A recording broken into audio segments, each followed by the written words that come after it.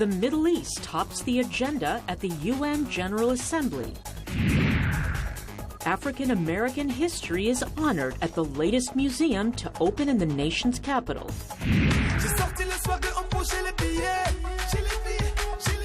And a countdown of the continent's top 5 music hits. Africa 54 starts right now.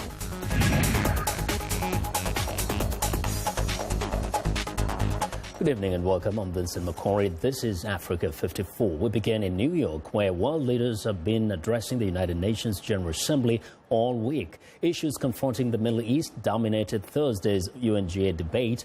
VOA's Margaret Bashir has more from the United Nations. In July of last year, 6 world powers and Iran agreed to a deal to curb Iran's nuclear program. At the UN, Iran's president urged the United States to step up implementation of its obligations under the agreement, which is known as the Joint Comprehensive Plan of Action. Compliance with the JCPOA on the part of the United States in the past several months represents a flawed approach that should be rectified forthwith. In part, Tehran has been frustrated that foreign banks have shied away from dealing with the country.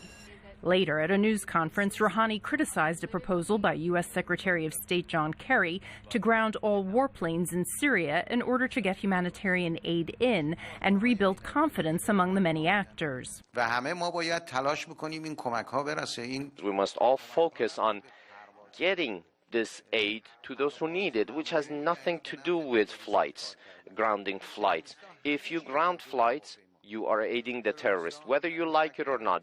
Rouhani said the terrorists are well equipped and only lack aircraft, so if Syrian and international warplanes are grounded, it would help the terrorists. On the Israeli-Palestinian conflict, Palestinian Authority President Mahmoud Abbas warned that Israel's continued settlement expansion is jeopardizing any chance of a two-state solution. The settlements are illegal in every aspect and any manifestation.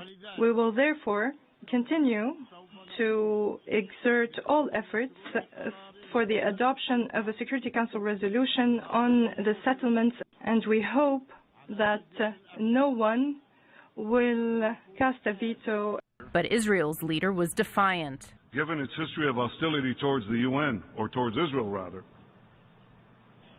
does anyone really believe that Israel will let the UN determine our security and our vital national interests? We will not accept any attempt by the UN to dictate terms to Israel. Meanwhile, Iraq's leader said his government is making progress in its battle with the self-proclaimed Islamic State. A year ago, I stood here as there was large areas of Iraq's territory was occupied by the terrorist organization Daesh, ISIL. Today, we stand again at the same place to declare before you that Iraq is being liberated and that Iraqis have been able to liberate most of their land and towns thanks to their unity and determination. A major offensive to liberate the northern city of Mosul from the terrorists is expected in the coming months. Well, now for the latest from the UN General Assembly, VOA's United Nations correspondent Margaret Bashir joins us live from New York. Margaret, these issues have been discussed in different forums for the past year. Has discussing them at the UNGA given a kind of a promise of progress here? Well, I tell you, Vincent, the toughest issue they've been dealing with this week is Syria, trying to salvage this cessation of hostilities there. U.S. and Russia talking about it, but it's just not going well. We saw both the U.S. Secretary of State John Kerry and Sergei Lavrov, his Russian counterpart, this morning. No progress so far today. We're expecting Mr. Lavrov to give his speech in the General Assembly in about 15 minutes. We'll see if he gives any indications. He's also supposed to meet with the media today, so perhaps we'll have a bit better indication of where things stand, but it's really proving a difficult impasse for the two sides to get through to really kind of revive this failing ceasefire. And now we know there have been all sorts of leaders, too many leaders there. What are the other issues that may have grabbed people's attention around the UNGA? Well, I'll tell you one that I was surprised didn't grab their attention, and that is the war in Yemen. There's been so much talk about Syria, but in Yemen, 10,000 people have died. There was a very serious airstrike, Saudi-led airstrike on Wednesday. Several dozen people were killed. Half the country is on the verge of famine, and yet we really haven't heard too much about it here at this General Assembly. Today, though, Africa's issues did get some attention. There was a high-level meeting on Mali, another one on the Central African Republic, a humanitarian meeting on the Lake Chad region. So Africa is getting some attention today at the UN. And as the UNGA kind of concludes in the coming days, what can we expect? Quickly.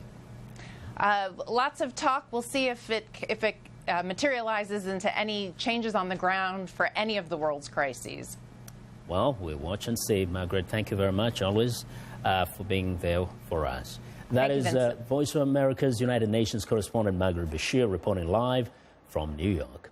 Now, more than 130 bodies have been recovered by Friday from a boat carrying hundreds of migrants that capsized off Egypt 2 days earlier.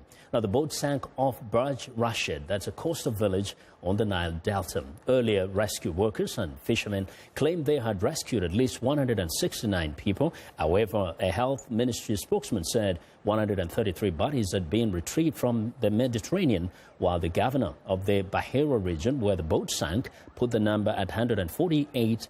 Now, security sources said there had been almost 600 migrants aboard the boat. Officials say they believe the Egyptian, Sudanese, Eritrean and Somali migrants were heading to Italy. The International Organization for Migration says that more than 3,200 migrants have died while attempting to cross the Mediterranean this year, while nearly 300,000 have reached Europe safely. Now, tensions have risen in Gabon's capital, Libreville, ahead of an expected decision by the Constitutional Court about the legitimacy of the disputed presidential election results. On Thursday, President Ali Bongo and opposition leader Jean Ping's lawyers met in the Constitutional Court before the decision by the court, which is due Friday.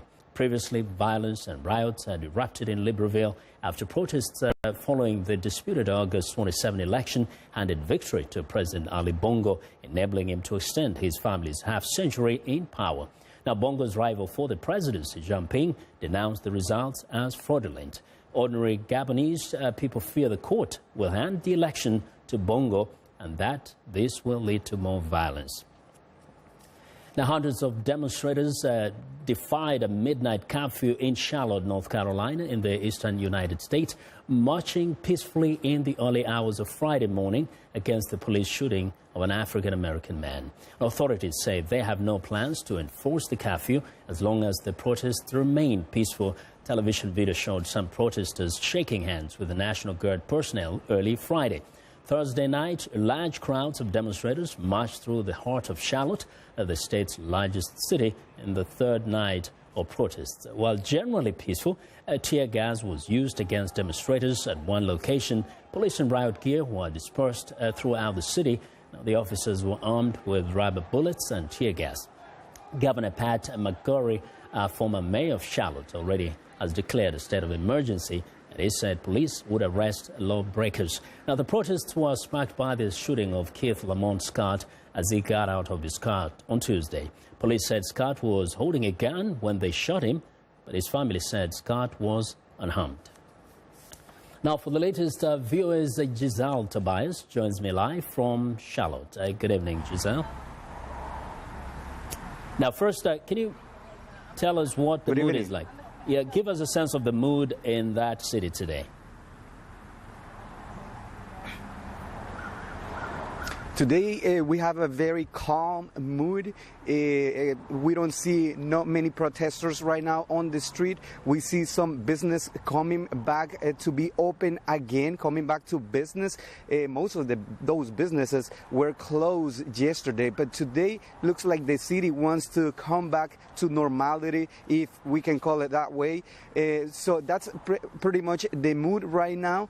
We saw it yesterday, as you mentioned it, a lot of protesters on the street, but we had a peaceful demonstration. What could let us to understand that these people is trying to do things differently, in a different way, and try to forget about what happened just 2 nights ago. Now, we know that there has been some dispute over the video that was shot at the time that the gentleman was killed on the streets there. What has been the reaction by people in Charlotte over this particular video? I just talked with a few of them right now, and exactly where Keith Scott was killed and shot by a police officer here in Charlotte. That's exactly the place where he was killed. Well, I was talking with a couple of people about the topic, and they were saying that they want to see the video. They just want to make sure Scott didn't have a gun. That's what they are saying, that Mr. Scott didn't have a gun and didn't point that gun to the officials, and they want to see the video. They said if the police show them the video and the video proves that Scott did actually pointed his gun to the police or had a gun with him, then they will just go back home and will understand why the officer killed Mr. Scott.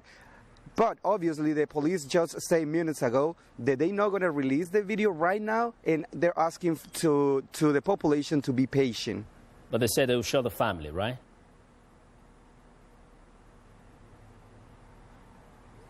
Correct. They'll try, yes, to find some middle ground, and they're gonna, of course, this is an ongoing investigation, and we'll see what the police says in the next days. Well, Giselle, thank you very much for joining us today.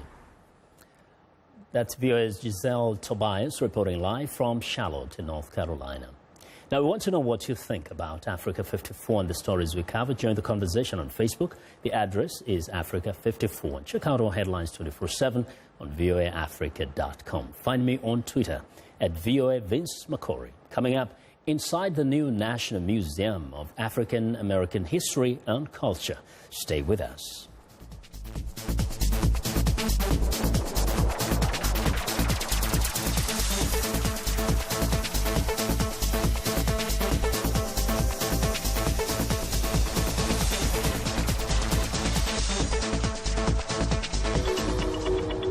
I'm Milar Sega. I'm the host of VOA's The Correspondents, a roundup of the world's top stories with analysis from our dedicated reporters. It's really a conversation the same way that you would bring a friend to your home and ask them what's going on. And our correspondents will do that and answer those questions through their own eyes. That appears a false choice in more ways than one. We can't actually put you there, but we can come pretty close. In 30 minutes, we'll show you the world.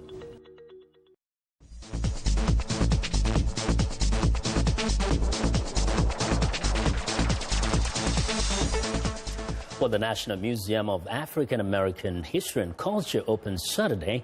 What started as legislation under then-President George W. Bush will soon be the latest addition to the Smithsonian's complex of museums on the National Mall in Washington.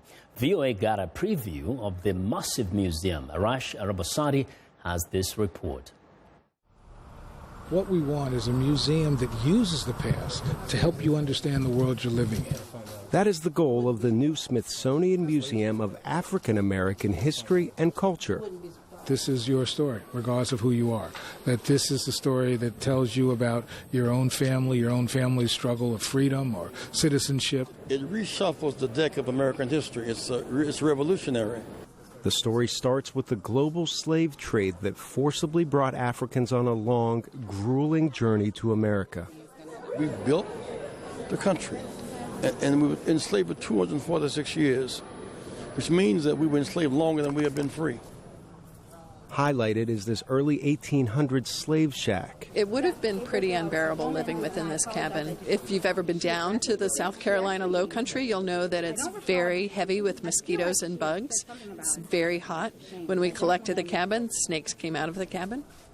There are reminders of the Jim Crow laws in southern U.S. states that effectively enforced racial segregation by promoting the notion of separate but equal, which was anything but equal if you were black. If you were white, you bought your ticket, you walked into this rail car, and you sat in the white section. The white section was a lot nicer than the black section. Exhibits weave the story through the civil rights era of the 1960s. And there are entire sections dedicated to entertainment and to sports, where participants of all races, when they were finally allowed to compete, were equal. Whenever the playing field is even, and the rules are public, the goals are clear, referees are fair, and the score is transparent, we can make it. But the struggle for civil rights is not limited to just African Americans. African Americans paved the way through their strategies to assist other groups seeking equality. The finishing touches are almost done. Doors open September 24th, led fittingly by America's first black president. Arash Arabasadi, VOA News, Washington. Well, our Freedom Sounds Festival on the grounds of the Washington Monument kicks off 3 days of celebrations around the official opening of the museum. To catch the excitement, we're joined live by VOA's Haiti Adams Fitzpatrick, who is in the midst of the action on the grounds of the Washington Monument. Now, Haiti, the museum is opening to much fanfare. Tell us what we can expect to see today and for the rest of the weekend.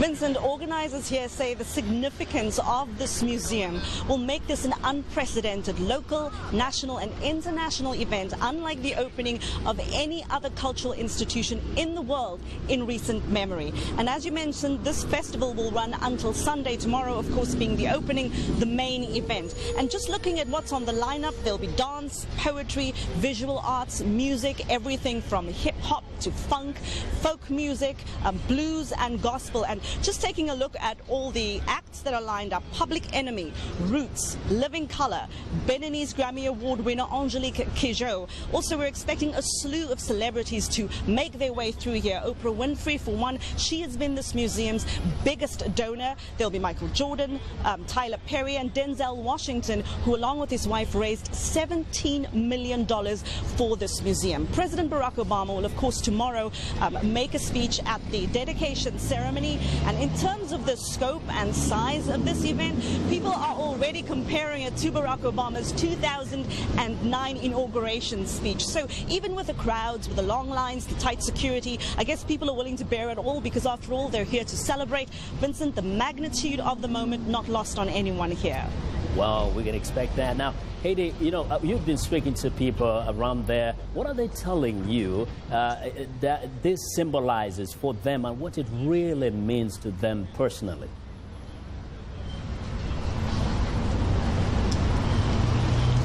Well, Vincent, when we arrived here, we started speaking to a few people who have, of course, come out just to take some pictures of the museum. Some of them telling us, you know, this is really an important step forward in the history of America. Others just expressing their sense of pride and accomplishment to just be able to stand here and look at this building. You know, millions of people come here to the United States, to Washington, to see these museums. For school students here in America, it's almost a rite of passage to come to see the Capitol, to see the White House, and then the Smithsonian museums. And so many people here will tell you that this building is the one piece that has been missing from Museum Row for so long. A place that really honors the contributions of Americans of African descent, not just those who came here as slaves, but also those who came here in freedom. A place that chronicles also their hardships over time.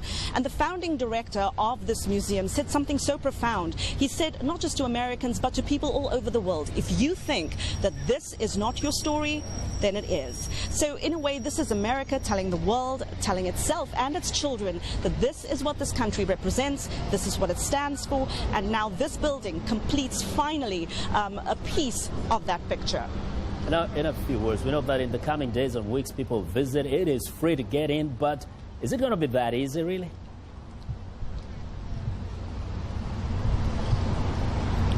I'm so sorry to be the bearer of bad news. Of course, you can imagine many people have been clamoring to get access to this building, but reservations have been booked all the way through the end of October. So the museum, however, if you go onto its website, you can get a timed pass for November and December, but if you are planning to come here, plan accordingly. It's not going to be as easy as just walking through the doors.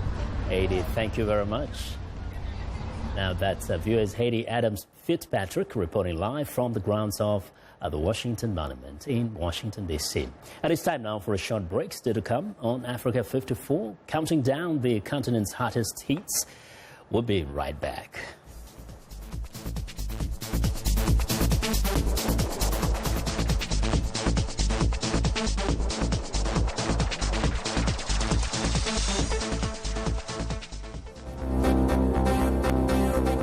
If you've just joined us, I'm Mariama Diallo, and here is a quick recap of today's headline. In Gabon, the Constitutional Court will conduct a recount of ballots cast in the disputed presidential election that's following days of violent protests. Parents are leaving their children behind in drought-stricken Zimbabwe to find employment in neighboring countries. In Nigeria, inspectors track down 700,000 firms that have never paid taxes in an attempt to find alternative sources of income for its first recession in more than 20 years. In Egypt, a new play in Cairo starring deaf and hearing impaired actors draws crowd to the Egyptian theater scene. That's all for today. Thanks for watching. We'll see you next time.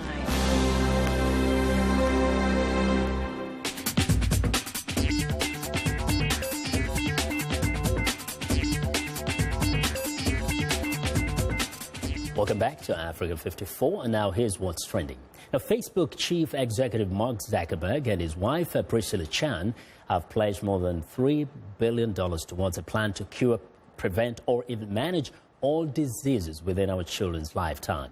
Investments will include a bioscience research center called the BioHub and plans for a chip to diagnose disease, a continuous bloodstream monitoring, and a map of cell types in the body. Now, Chan and Zuckerberg would donate $600 million over the next decade to the BioHub Research Center. An initial project will be infectious disease initiative to develop new tools, tests, and vaccines and strategies for fighting research diseases such as HIV, Ebola, and Zika. Well, next up, Cuba's growing upper middle class has a thing for fancy dogs and is spending big sums to pamper them. Now, dozens of dog salons, boutiques, and purebred puppy sellers have cropped up across Havana. A handful of organizations work to spay and neuter street dogs and find homes for their pups. But Cubans with means prefer to spend between $100 and $300 on purebred puppies.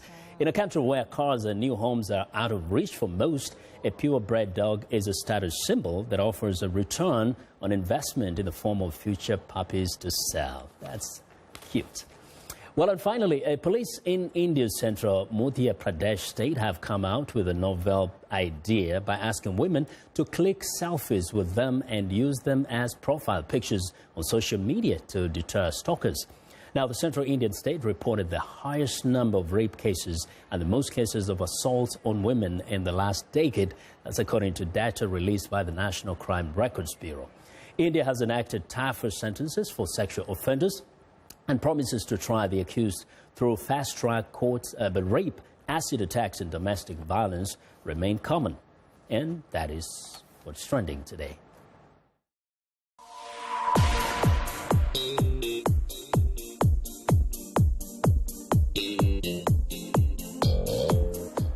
Welcome back. It's music time, and today we give you 5 top music videos from Africa. Here's Sanusi Diallo. Welcome to VOA's African Hit. I'm Sanusi Diallo, your host. We are starting our musical countdown today in the world's largest producer of cocoa, Ivory Coast, with the duo Tour de Garde and Shake It. J'ai sorti le swag en poche les billets. J'ai les billets, la concurrence et les petites seront pliées. Les mains en l'air, on danse comme si on est bourré. Je peux pas m'arrêter quand je vois tes hanches rouler. J'ai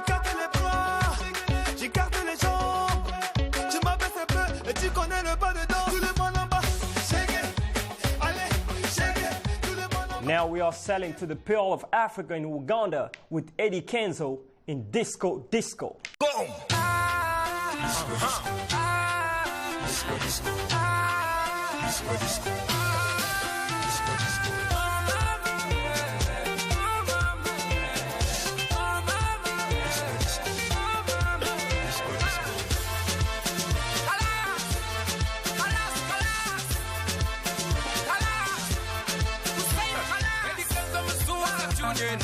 African Caribbean dance tune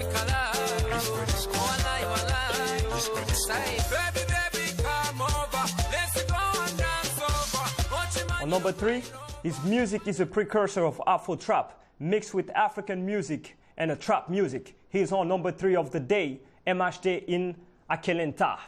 Les années sont passées, certains nous ont lâchés. On s'est promis d'être soudés jusqu'au bout. Tu l'as choisi, vous deux, c'est l'amour fou. Tu connais sa famille, elle connaît la tienne. Dans les moments durs, elle partage ta peine. N'aie pas d'inquiétude, t'es sa première et dernière. Accroche-toi, le bonheur t'appelle. Ce soir c'est ton jour, la noce fait démarrer. On est tous dans la foule, tout le monde est présent. Personne ne veut rater ça, des petits au grand. La famille au complet, je vois le bonheur dans vos yeux. Nul ne pourra le retirer. Ce moment restera gravé dans ma tête et c'est bien qu'on pourra se partager. Mon ami, à quel état? Our number 2, he's a multiple award winner, South African hip-hop recording artist, Aka in One Time.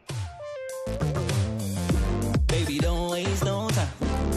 Money stay on your mind. Nobody gon' kill your vibe. Go and live your life. I'm feeling like, whoa, alright. Cause I ain't leaving on my own tonight. Hey, one time for the gold diggers. One time for the blessers. Making her first entry with her new release, Bad, here's Tiwa Savage featuring Wizkid. Let's go.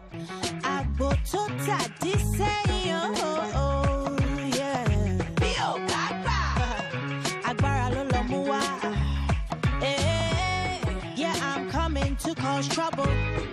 You don't like me, unfollow. You can't talk about my hustle. You make money, I make double.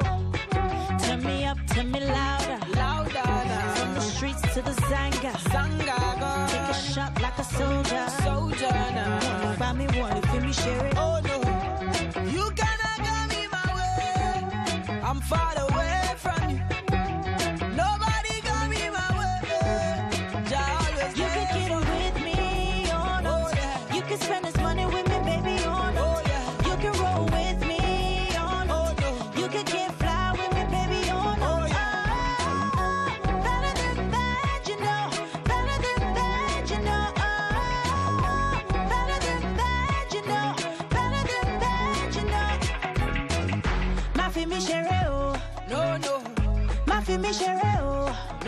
And that's all for today.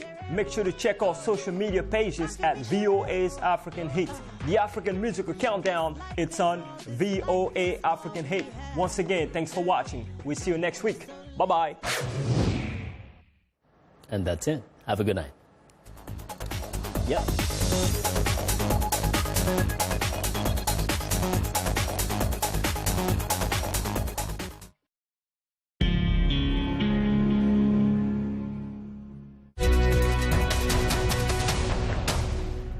Welcome to the Voice of America's News Words. Does this word mean something good has happened? Unleashed. The president is sending Secretary of State John Kerry to the Middle East to help build a coalition to defeat the militants who have unleashed a wave of violence that has included attacks on Iraq's Christians and other minority communities, and recently the videotaped killing of American journalist James Foley. Unleashed means to let something very powerful happen quickly. It is like taking a leash off a dog and letting it attack someone.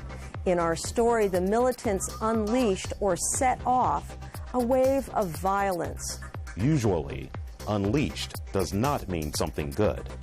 So, the next time you hear the word unleashed, you will know what this news word means.